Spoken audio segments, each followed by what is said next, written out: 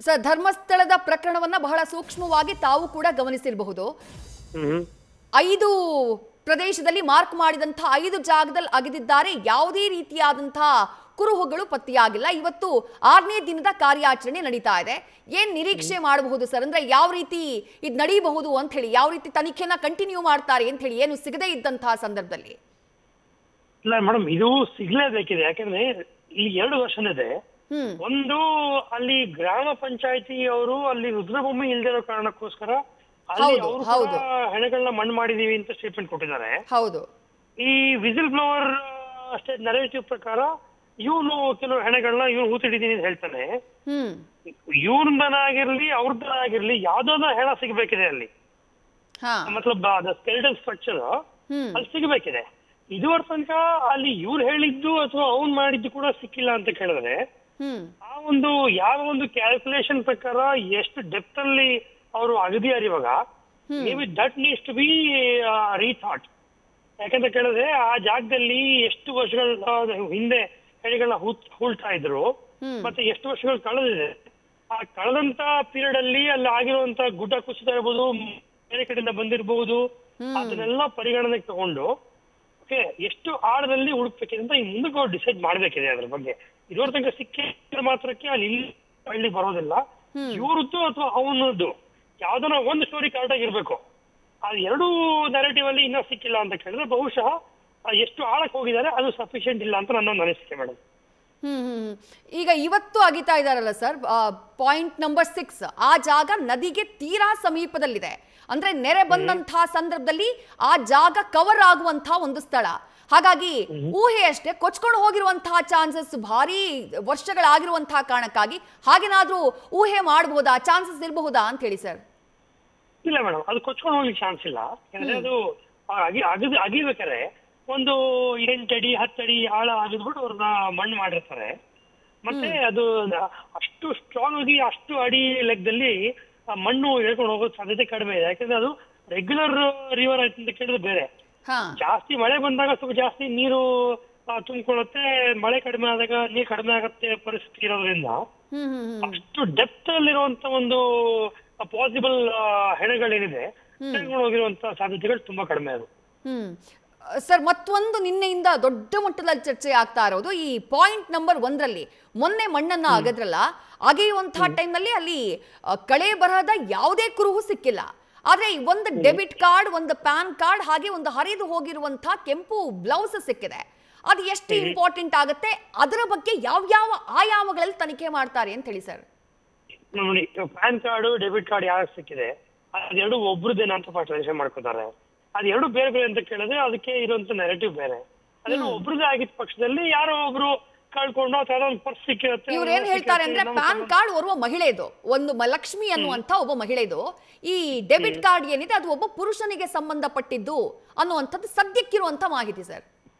Correct ಅದನ್ನ ಹೇಳಿದ್ರು. ಅದು ಎರಡು ಒಬ್ರದೇ ಆಗಿದ್ದ ಪಕ್ಷದಲ್ಲಿ ನೋಡುವಂತ ರೀತಿ ಬೇರೆ, ಬೇರೆ ಬೇರೆ ಆಗಿದ್ದ ಪಕ್ಷದಲ್ಲಿ ನೋಡ್ತಿರುವಂತ ರೀತಿ ಬೇರೆ. ಮೂರನೇ ಬಂದು ಅಲ್ಲಿ ಇನ್ನೇನು ಅರ್ಧೋಗಿರೋ ಒಂದು ರವಿಕೆ ಸಿಕ್ಕಿದೆ ಅಂತ ಹೇಳ್ತಿದ್ದಾರೆ. ಬಹುಶಃ ಅದು ಎಷ್ಟು ಆಳದಲ್ಲಿ ಸಿಕ್ಕಿದೆ ಅಂತ ಕೇಳಿದ್ರೆ ಒಂದ್ 2-2.5 ಅಡಿ ಆಳದಲ್ಲಿ ಸಿಕ್ಕಿದೆ ಅಂತ ಬಂದಂತ ಒಂದು ಮಾಹಿತಿ. Okay, so this could be just a small misleading fact. ಇದು ಬಹುಶಃ ಇವ್ರು ಮಾಡ್ತಿರೋ ತನಿಖೆಗೆ ಏನೂ ಸಂಬಂಧ ಇಲ್ಲದೆ ಇರುವಂತ ವಿಚಾರ ಕೂಡ ಆಗಿರಬಹುದು. ಬಿಕಾಸ್ ಅವರು ಹೂತಿಟ್ಟಿರುವಂತ ಡೆಪ್ತ್ ಏನಿದೆ ಅದು 6 ಅಡಿ 8 ಅಡಿಗಿಂತ ಡೆಪ್ತ್ ಇರುವಂತದ್ದು. ಅಲ್ಲಿ ಇಂಥ ವಿಚಾರ ಸಿಕ್ಕಿದ್ರೆ ಹೌದಪ್ಪ ಏನೋ ಸೂಕ್ಷ್ಮ ಇರ್ಬೋದು ಅಥವಾ ಒಂದು ಲಿಂಕ್ ಇರ್ಬೋದು ಅಂತ ನೋಡ್ಬೋದಾಗಿತ್ತು. ಕೇವಲ 2.5 ಅಡಿ ಸಿಕ್ಕಿದೆ ಅಂತ ಕೇಳಿ ಎಲ್ಲಿಂದ ನಾವು ಹಾರ್ಕೊಂಡ್ ಬಂದಿರೋದು, ಯಾರೋ ಹಾಕಿರೋದು, ಆ ಲೆಕ್ಕ ನೋಡ್ಬೇಕಿದೆ ಅಷ್ಟೇ. ಈಗ 20 ವರ್ಷ 10 ವರ್ಷ ಹಿಂದೆ ಮಣ್ಣನ್ನ ಅಗೆದು ನಾನು ಶವಗಳನ್ನ ಹೂತಿಟ್ಟೆ ಅಂತ ಆತ ಹೇಳಿರೋದು. ಈಗ ಯಾವುದೋ ಒಂದು ಜಾಗದಲ್ಲಿ ನಮಗೆ ಗೊತ್ತಿಲ್ಲ, ಇನ್ನೂ ತನಿಖೆ ಕಂಟಿನ್ಯೂ ಆಗ್ತಾ ಇದೆ. ಸಿಗಬಹುದು, ಸಿಗದೇನೋ ಇರಬಹುದು. ಸಿಗುವಂತಹ ಸಂದರ್ಭದಲ್ಲಿ ಕನಿಷ್ಠ ಏನು ಸಿಗಬೇಕು? ಅಲ್ಲೊಂದು ಕಳೆ ಬರ ಹೂತಿಡ್ಲಾಗಿತ್ತು ಅನ್ನೋದು ಒಂದು ಪ್ರೂವ್ ಆಗಬೇಕು ಅಂದ್ರೆ ಕನಿಷ್ಠ ಏನು ಸಿಗಬೇಕು ಸರ್ ಕುರು ಹಾಗೆ? ನೋಡಿ, ಇಷ್ಟು ವರ್ಷ ಕಳೆದಿದೆ. ಒಂದು ಸಾಮಾನ್ಯವಾಗಿ ವ್ಯಕ್ತಿಯ ದೇಹದ ಗಾತ್ರ ಇಂದ ಹಿಡಿದು ದೇಹದ ಟೈಪ್ ಇಂದ ಹಿಡಿದು ಒಂದು 2-3 ವರ್ಷ ತನಕ ಒಂದು ಹೆಚ್ಚು ಕಡಿಮೆ ಒಂದು ಪೀರಿಯಡ್ ಲೆಕ್ಕ ತಗೊಂಡು ಕೂಡ ನಾನು 10 ರಿಂದ 15 ವರ್ಷ ಸ್ಪ್ಯಾನ್ ಅಲ್ಲಿ ಒಂದು ಡೆಡ್ ಬಾಡಿ ಏನಿರುತ್ತೆ ಅದು ಸ್ಕೆಲಿಟಲ್ ಆಗ್ಬಿಡುತ್ತೆ ಅದು. ಓಕೆ, ಇವಾಗ ಅವ್ರು ಕೊಡ್ತೋ ನೆರೆಟಿವ್ ಪ್ರಕಾರ 1995ನೇ ಇಸ್ವಿಯಿಂದ 2005ನೇ ಇಸ್ವಿ ತನಕ ಮಾಡಿರುವಂತ 2014 ಸರ್.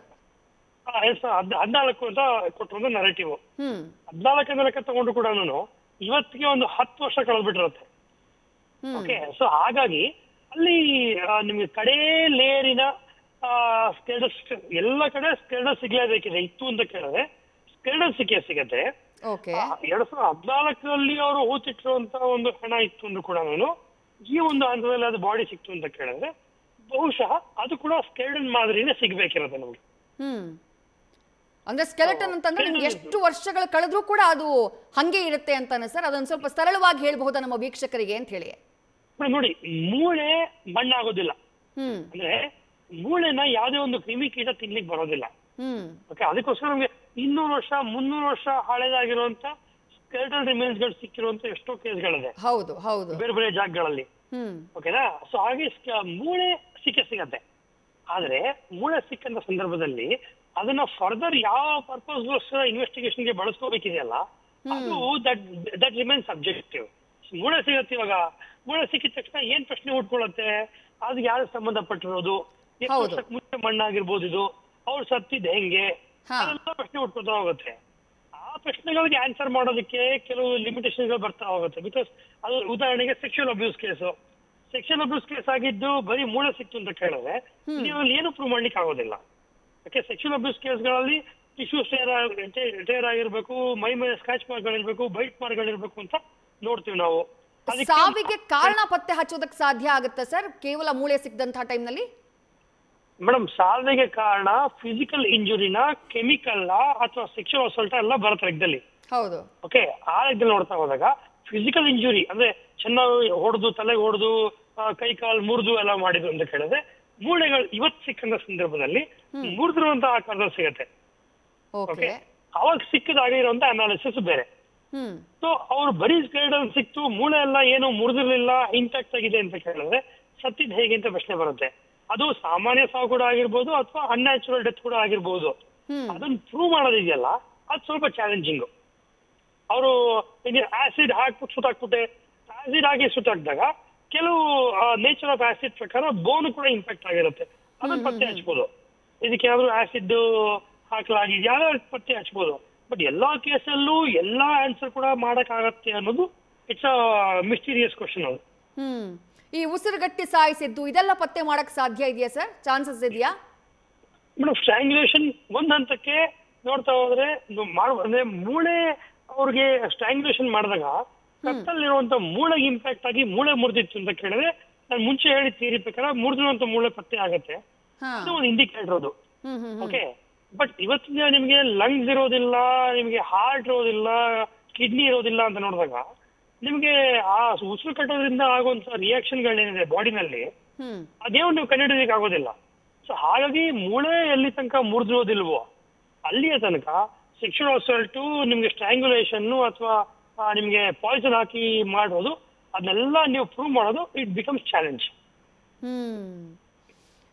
ಸರ್, ಅವಾಗ್ಲೇ ಆ ಮಾರ್ಕ್ ಮಾಡಿದಂತಹ ಮೊದಲ ಜಾಗ ಆಗಿದಂತಹ ಮೊದಲ ಜಾಗ ಅಲ್ಲೊಂದು ಬ್ಲೌಸ್ ಸಿಕ್ಕಿದ ಬಗ್ಗೆ ನಾವು ಚರ್ಚೆ ಮಾಡ್ತಾ ಇದ್ವಿ. ಈಗ ಆ ಹರಿದು ಹೋಗಿರುವಂತಹ ಬ್ಲೌಸ್ ಅದು ಮಣ್ಣಲ್ಲಿ ಕರಗಿ ಹೋಗುವಂತ ಒಂದು ವಸ್ತು. ಅದು ಅಂದ್ರೆ ಕಾಲಕ್ರಮೇಣ ಅದು ಮಣ್ಣಾಗಿ ಹೋಗ್ಬಹುದು. ಬಟ್ ಈಗ ಸಿಕ್ಕಿರುವಂತಹ ಈ ಬ್ಲೌಸ್ ನ ಇದು ಎಷ್ಟು ವರ್ಷ ಹಳೇದು, ಅದ್ರ ಬಗ್ಗೆ ಅದು ಹೇಗೆ ತನಿಖೆ ಮಾಡ್ತಾರೆ ಸರ್? ಹೇಗೆ ಐಡೆಂಟಿಫೈ ಮಾಡ್ತಾರೆ ಅಂತ ಹೇಳಿ? ಮೇಡಮ್, ಇದು ಮಾಡ್ಲಿಕ್ಕೆ ಆಗೋದಿಲ್ಲ. ಇದು ಎಷ್ಟು ವರ್ಷ ಹಳೇದು ಅಥವಾ ಹರಿದಿದ ಪಕ್ಷದಲ್ಲಿ ಇದು ನ್ಯಾಚುರಲ್ ಆಗಿ ಹರಿದಿರೋದ, ಅನ್ಯಾಚುರಲ್ ಆಗಿ ಹರಿದಿರೋದ, ಅದೇನು ಹೇಳಿ ಬರೋದಿಲ್ಲ ಮೇಡಮ್. ಇದು ಟೆಕ್ಸ್ಟೈಲ್, ಇದು ಫ್ಯಾಬ್ರಿಕ್. ಇದು ನಿಮ್ಗೆ ಹರಿದಿರುವಂತದ್ದು ನೋಡ್ತು ಅಂತ ಕೇಳಿದ್ರೆ ಅದು ಮರಕ್ಕೆ ಸಿಕ್ಕೊಂಡು ಯಾವ್ದೋ ಒಂದು ಬೇರೆ ಆಬ್ಜೆಕ್ಟ್ ತಕೊಂಡು ಹರಿದ ಚಾನ್ಸಸ್ ಇದೆ. ಓಕೆ, ಒದ್ದೆ ಆಗಿರೋ ಸಂದರ್ಭದಲ್ಲಿ ಸೊ ಅದೆಲ್ಲ ಸಬ್ಜೆಕ್ಟಿವ್ ಬರುತ್ತೆ. So no technical analysis can confirm ಯಾವ ಕಾರಣಕ್ಕೆ ಹರಿತು ಮತ್ತೆ ಎಷ್ಟು ಹಳೆದಿದ್ದು, ಯಾರು ಹಾಕೊಂಡಿದ್ರು, ಅದೇನು ಈ ಒಂದು ಸಿಚುವೇಶನ್ ಹೇಳಿ ಬರೋದಿಲ್ಲ. ಲಿಮಿಟೇಷನ್. ಅಂದ್ರೆ ಈ ಕೇಸ್ನಲ್ಲಿ ಈಗ ಸದ್ಯಕ್ಕೆ ಕಳೇಬರ ಸಿಕ್ಕಿಲ್ಲ ನಿಜ. ಇಫ್ ಇನ್ ಕೇಸ್ ಸಿಕ್ಕಿದ್ರು ಇದು ಹೀಗೆ ಸಾವನ್ನಪ್ಪಿದ್ದು ಅಥವಾ ಇದೇ ರೀತಿಯಾಗಿ ಆಗಿ ಇವರ ಕೊಲೆಗಳಾಗಿವೆ ಅಥವಾ ಇವರು ಸಾವನ್ನಪ್ಪಿದ್ದಾರೆ ಅಂತ ಹೇಳಿ ಪ್ರೂವ್ ಮಾಡೋದು ಬಹಳ ದೊಡ್ಡ ಮಟ್ಟದ ಚಾಲೆಂಜ್ ಅಂತ ಹೇಳ್ತೀರಿ sir? It's a challenge but not a limitation. ಯಾವ ರೀತಿಯ ಸ್ಕೆಲೆಟಲ್ ಸಿಗುತ್ತೆ ಅದರ ಆಧಾರಿತವಾಗಿ ಸೈಂಟಿಫಿಕ್ ಅನಾಲಿಸಿಸ್ ಡಿಫೈನ್ ಮಾಡಬೇಕಿರುತ್ತೆ. ಥಿಯರಿಟಿಕಲಿಗೂ ಪ್ರಾಕ್ಟಿಕಲಿಗೂ ತುಂಬಾ ವ್ಯತ್ಯಾಸ ಇದೆ. ಪ್ರಾಕ್ಟಿಕಲಿ ನೋಡ್ತಾ ಹೋದಾಗ ಯಾವ ಕಂಡೀಷನ್ ಅಲ್ಲಿ ನಮ್ಗೆ ಬಾಡಿ ಸಿಗತ್ತಲ್ಲ, ಐ ಮೀನ್ ಸ್ಕೆಲ್ಟಲ್ ಸಿಗತ್ತಲ್ಲ, ಅದರ ಆಧಾರಿತವಾಗಿ ಟೆಕ್ನಿಕಲ್ ಪ್ಯಾರಾಮೀಟರ್ಸ್ ಡಿಫೈನ್ ಮಾಡ್ಬೇಕಿರುತ್ತೆ. But it's a challenge but not a limitation. ಅವರು ಈ ಜಾಗ ಅಲ್ಲ ಸರ್, ಈಗ 13 ಮಾರ್ಕಿಂಗ್ ಅನ್ನ ಮಾಡಿದ್ಯಲ್ಲ, ಈ ಜಾಗ ಅಲ್ಲ, ಮತ್ತೊಂದು ಜಾಗದ ಬಗ್ಗೆ ಅವರ ಕಂಪ್ಲೇಂಟ್ ನವರು ಉಲ್ಲೇಖ ಮಾಡ್ತಾರೆ. ಕಲ್ಲೇರಿ ಅನ್ನುವಂಥ ಪ್ರದೇಶ, ಅಲ್ಲಿಗೆ ಇನ್ನೂ ಕೂಡ SIT ಟೀಮ್ ಹೋಗ್ಬೇಕಷ್ಟೇ, ಇಲ್ಲಿ ಮುಗಿಸ್ಕೊಂಡು ಬಹುಶಃ ಅಲ್ಲಿಗೆ ಹೋಗ್ತಾರೆ ಅಂತ ಅನ್ಸುತ್ತೆ. ಅಲ್ಲಿ ಅವರು ಒಂದು ಕೇಸನ್ನ ಎಕ್ಸ್ಪ್ಲೇನ್ ಮಾಡ್ತಾರೆ. ಒಂದು 15 ವರ್ಷದ ಹುಡುಗಿ, ಆಕೆಯ ಸ್ಕೂಲ್ ಬ್ಯಾಗ್ ಸಮೇತ ನಾನು ಮಣ್ಣು ಮಾಡಿದ್ದೀನಿ ಆ ಜಾಗದಲ್ಲಿ, ಅದು ನಂಗೆ ತುಂಬಾ ಕಾಡ್ತಾ ಇದೆ ಅಂತ ಹೇಳಿ. ಅಲ್ಲಿ ಆ ಸ್ಕೂಲ್ ಬ್ಯಾಗ್ ಸಮೇತ ಅಂತ ಆತ ಹೇಳಿರೋದ್ರಿಂದ ಏನು ಸಿಗಬಹುದು ಅಂತ ಹೇಳಿ, ಇಫ್ ಇನ್ ಕೇಸ್ ಆತ ಹೇಳಿದ್ದೇ ನಿಜ ಆದ್ರೆ ಏನ್ ಸಿಗುವಂತಹ ಚಾನ್ಸಸ್ ಇದೆ ಇಷ್ಟು ವರ್ಷಗಳಾದ್ಮೇಲೆ ಅಂತ ಹೇಳಿ? ಇಲ್ಲ, ಖಂಡಿತವಾಗ್ಲೂ ಬ್ಯಾಗ್ ಸಿಗುತ್ತೆ. ಬಿಕಾಸ್ ನಾವು ಬ್ಯಾಗ್ ಯೂಸ್ ಮಾಡುವಂತ ಮೆಟೀರಿಯಲ್ ಏನಿದೆ ಅದು ಆರ್ಡಿನರಿ ಮೆಟೀರಿಯಲ್ ಅಲ್ಲ, ಅದು ಕೆಲಸ ರೆಕ್ಸಿನ್ ಮೆಟೀರಿಯಲ್ ಬರುತ್ತೆ. ಮತ್ತೆ ಆ ಕಡೆ ಜಾಗಗಳಲ್ಲಿ ಓಕೆ ವಾಟರ್ ಪ್ರೂಫ್ ಬ್ಯಾಗ್ ಗಳು ಜಾಸ್ತಿ ಓಡುತ್ತೆ, ಯಾಕಂದ್ರೆ ಅಲ್ಲಿ ಮಳೆ ಪ್ರೇರಿತ ಜಾಗ ಅವೆಲ್ಲ.